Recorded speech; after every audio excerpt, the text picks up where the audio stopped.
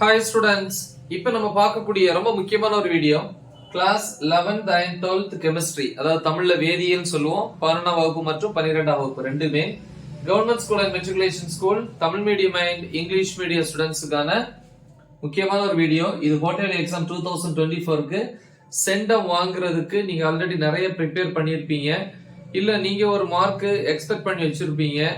So அதுக்கு என்னதான் prepare பண்ணி வச்சிருந்தாலும் சில விஷயங்களை நம்ம தெரிஞ்சுக்கிட்டு ஹாலுக்குள்ள போனா மட்டும்தான் நம்மளால எக்ஸ்பெக்ட் பண்ண மார்க்ஸை ஸ்கோர் பண்ண முடியும். சரியா?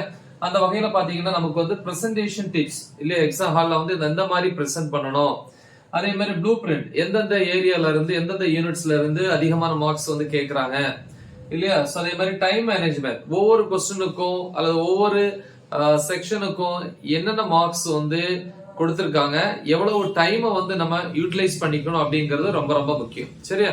சோ ஃபர்ஸ்ட் நம்ம ப்ளூ பிரிண்ட் பார்ப்போம். கெமிஸ்ட்ரியை பொறுத்த வரைக்கும் 3 பார்ட்டா பிரிச்சிருப்பாங்க. இன்ஆர்கானிக் கெமிஸ்ட்ரி கனிம வேதியியல் சொல்லுவோம், பிசிக்கல் கெமிஸ்ட்ரி இயற்பியல் வேதியியல், ஆர்கானிக் கெமிஸ்ட்ரி கரிம வேதியியல் அப்படின்னு சொல்லியிருப்பாங்க. சரியா? சோ இதுல பாத்தீங்கன்னா ஃபர்ஸ்ட் இன்ஆர்கானிக் கெமிஸ்ட்ரியில டோட்டலி 15 1 மார்க்ஸ்ல ஃபர்ஸ்ட் 5 1 மார்க்ஸ் இன்ஆர்கானிக். அப்புறம் 2 மார்க்ஸ்ல 3 கொஸ்டின்ஸ் இருக்கும், 3 மார்க்ஸ்லயும் 3 கொஸ்டின்ஸ் இருக்கும், 5 மார்க்ல 3 கொஸ்டின்ஸ் கொடுத்திருப்பாங்க. சாய்ஸ் எல்லாம் சேர்த்துதான்.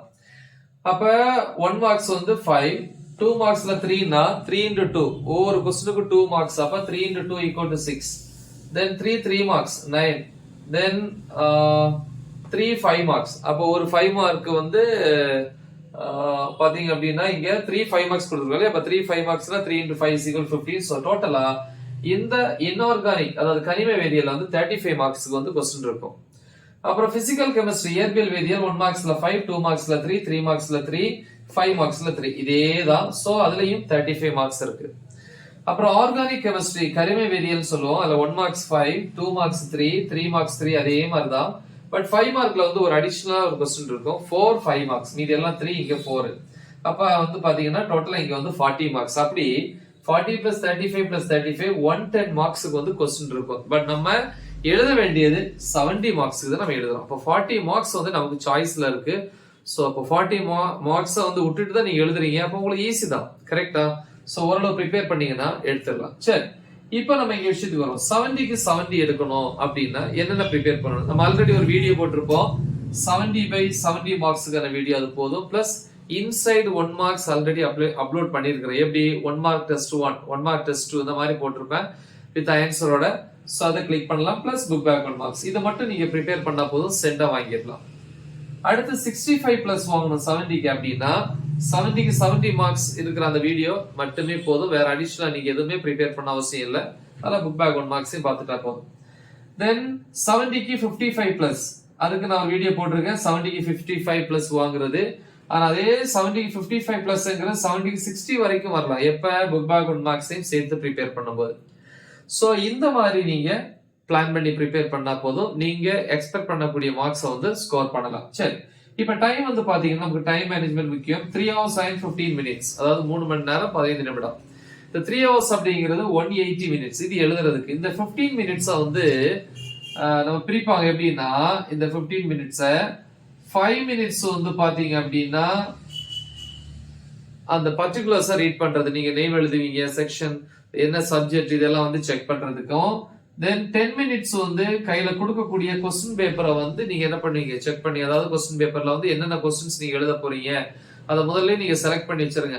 சரி, எத்தனை 2 மார்க் எழுத போறோம், எத்தனை 3 மார்க், எத்தனை 5 மார்க்ஸ், 1 மார்க்ஸ் என்ன ஆன்சர், எல்லாத்தையும் நீங்க ஒரு தடவை பார்த்து வைக்கிறதுக்கு தான் அந்த 10 minutes கொடுக்குறாங்க.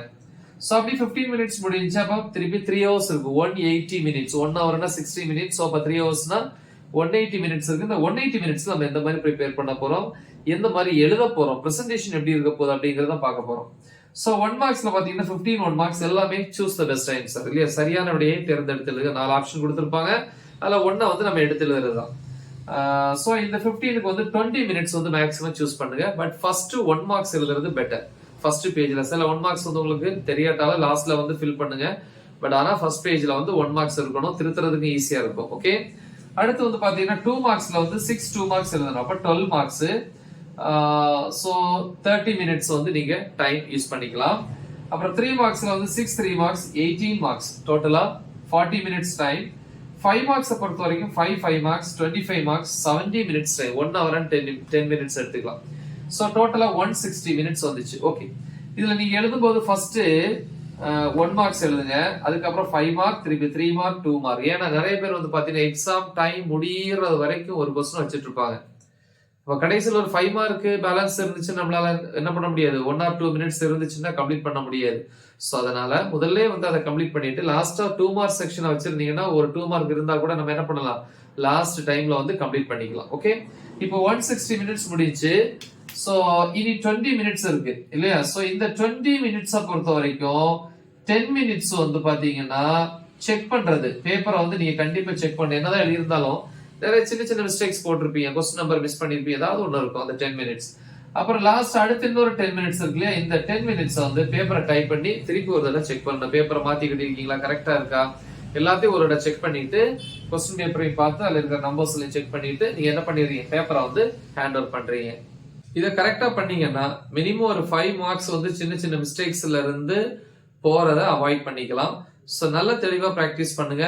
எல்லா டாபிக்ஸுமே எல்லா வீடியோஸுமே அப்லோட் பண்ணியிருக்கிறேன். மறக்காம இதை உங்க ஃப்ரெண்ட்ஸுக்கு ஷேர் பண்ணுங்க. All the best. தேங்க்யூ.